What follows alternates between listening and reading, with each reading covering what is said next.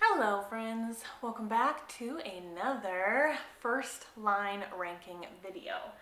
So in this video we're gonna tackle the classics that are on my favorite shelf. I do have adult classics as well as childhood classics, so they'll both be in this video, but I'm going to maybe rank them in their own ranking system just because I feel like that's maybe more fair. Having said that, I don't have a ton of adult classics on my list, so that list is going to be short, so maybe we'll do that one first. So first up is Around the World in 80 Days by Jules Verne. I like this edition. I think it is possibly an abridged edition. Yeah, because it's quite thin. So I would like to get the full unabridged edition as well, but I do like the cover of this one. So, the first sentence. I love this style of chapter heading. So, like in chapter 1, it says, in which Phileas Fogg and Passepartout accept each other. The one is master, the one is man. And there's a little blurb for each chapter that kind of sets the tone of the chapter. I love that in storytelling, especially when it starts with in which. So it's like, chapter 1, in which this happens. Chapter 2, in which this happens. I love that. That is just so good to me. So the first sentence is, Mr. Phileas Fogg lived in 1872 at number 7 Savile Row, Burlington Gardens, the house in which Sheridan died in 1814. I mean, I personally don't care for that sentence. It's not really exciting necessarily or intriguing at all, but we are given a character, we are given the year setting, 1872. We are given that maybe there's significance in where he lives and someone called Sheridan died in this house like 60 years prior. So it's giving us information, but it's not so much like making me eager to read the rest. So, I mean, we'll put it at the bottom for now. The next one is The Count of Monte Cristo by Alexander Dumas. This one is complete and unabridged, so those are the kind that I want to collect. Okay, on the 24th of February, 1815, the lookout at Notre Dame de la Garde signaled the three master, the Pharaon from Smyrna, Trieste, and Naples. Well, I don't speak French, so some of these words are hard for me to say. We are given the year again, and was it not the same year mentioned in this one?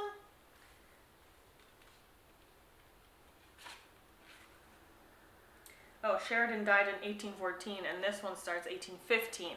That's interesting. So again, I don't really like this sentence. So on the 24th of February, the lookout at Notre Dame signaled the three master. Signaled the three master. I don't know what a three master is. The Pharaon from Smyrna, Trieste, and Naples. I don't like it. So I don't like it. I like this one a little bit more. So we'll put it like that. Animal Farm. This one might not be considered adult. I did read it in high school, so maybe that's considered middle grade then. I don't know. Anywho, I'm leaving it in here in this spot. This one still has the library card in it, guys. That is so fun. Cool. Anywho, let's find chapter 1. Mr. Jones of the Manor Farm had locked the hen houses for the night, but was too drunk to remember to shut the potholes.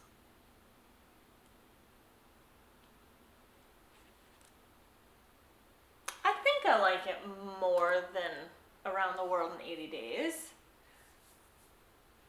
I think. I don't know. I'm still somewhat new to classics in general, so just the language of classics is a little bit tricky for me. But the next one and the last one is Ray Bradbury's Fahrenheit 451.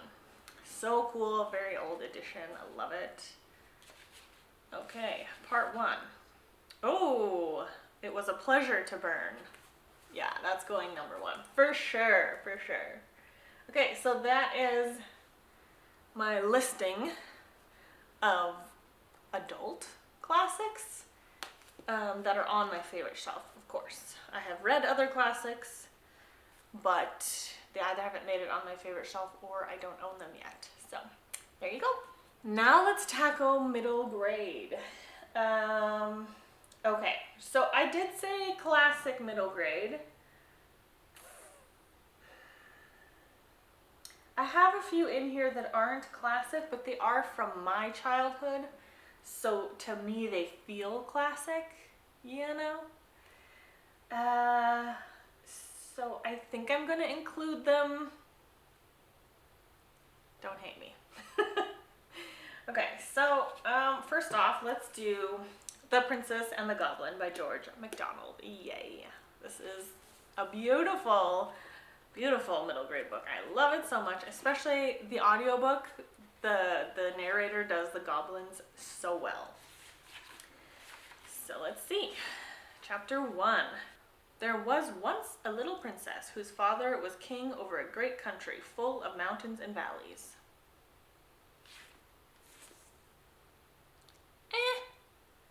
It's a middle of the road kind of first sentence. There's nothing too exciting about it. It gives that something, that there might be something there, like a little princess, and she has a great father who has a kingdom of mountains and valleys, so he's got lots of land. Yeah, well, I guess we're just gonna start with that one. The next one is The Water Babies by Charles Kingsley. This one is the illustrated edition. Oh, it's got beautiful end pages. Let me know if you guys have read The Water Babies. I don't feel like a lot of people that I personally come across have read it. And I feel like I read this one as a kid. Introduction. Okay, chapter 1. It's very big text with illustrations. It's very cute. Once upon a time, there was a little chimney sweep, and his name was Tom. Okay, you guys. I absolutely love storytelling structure. I love Once Upon a Time. I love, like, there's a character, this is his name, like the setup of traditional storytelling, like, that you imagine for kids. Like, I just love that kind of storytelling. So this one's definitely going on top. Sorry, Princess and the Goblin. Next, I do have the complete Narnia series here, but I'm only gonna pick The Lion, the Witch, and the Wardrobe. I know it's not technically first in the series, but it is the most well-known and also the one that has the most connection for me in terms of childhood. So, chapter 1. Once there were 4 children whose names were Peter, Susie, Edmund, and Lucy.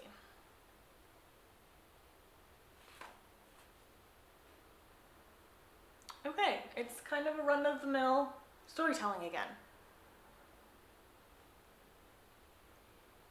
So I think I'm going to put it here.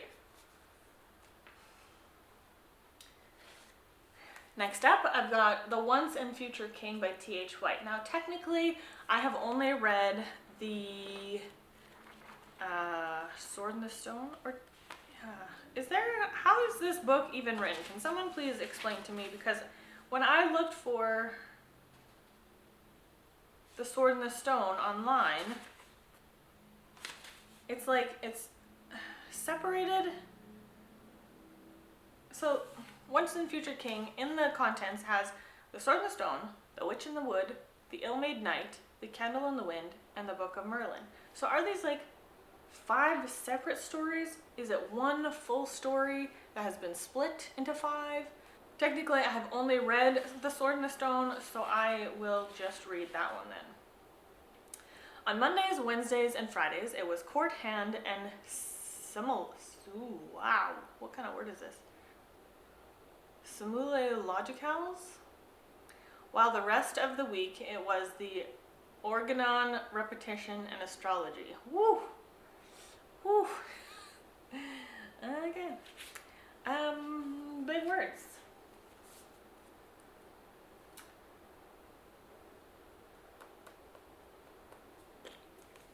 Based on the difficulty of the words, of the language used, I'm putting it at the bottom. Next, we have The Secret Garden by Frances Hodgson Burnett. Let's check this one out. Introduction by Sophie Dahl. Who's Sophie Dahl? Is there a relation to Roald Dahl? Chapter 1, verse 1. I mean, this is not the Bible. Chapter 1, sentence 1.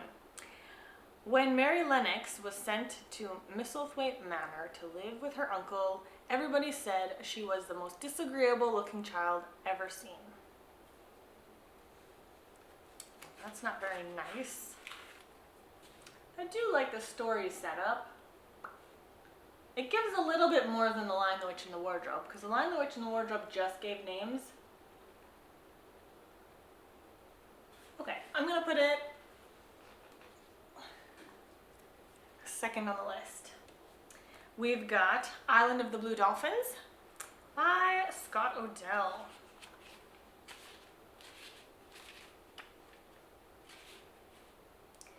I remember the day the Aleut ship came to our island.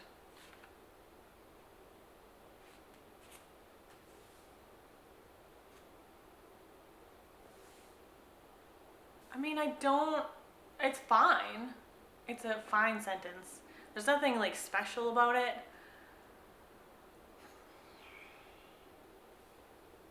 It's in first person, so I don't like that, but I think I'm gonna put it right there. 4 more to go. Matilda by Roald Dahl. It's a funny thing about mothers and fathers.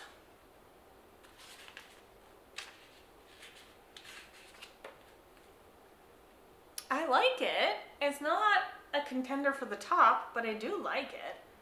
It's a funny thing about mothers and fathers. I think I'm finding this trickier than when I did like more modern middle grade. So then we have Charlie and the Chocolate Factory, also by Roald Dahl.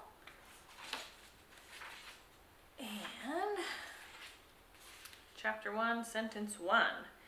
These two very old people are, oh wait, is that the sentence? Yeah, okay. It's just an introduction. These two very old people are the father and mother of Mr. Bucket. Picture.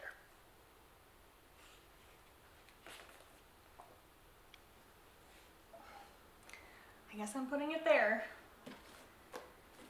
And the last one, I thought I had 2 more, but it was just another edition of The Water Babies. So, The Phantom Tollbooth by Norton Juster. This one is a fun, nonsensical, but also like wordplay fun. Chapter 1, sentence 1. There was once a boy named Milo who didn't know what to do with himself. Not just some days, but always. Yeah, I mean, I like it. I think it's not grand enough. Ugh. For some reason, I feel like putting it there. So I guess this, I don't know if you guys can see, I don't know what you can see in the camera frame, but this is the listing from top to bottom, best to worst. I mean, it's not worst, they're fine, but more classic childhood, middle grade, first sentences. So that's how the classics went on my favorite shelf. Let me know if you have read any of these, if you like any of them. Let me know if there's a classic that you know about that you think I might like. I would love to have that list. So thank you so much for watching. I hope you have a lovely day, and I'll see you in whatever comes next. Bye!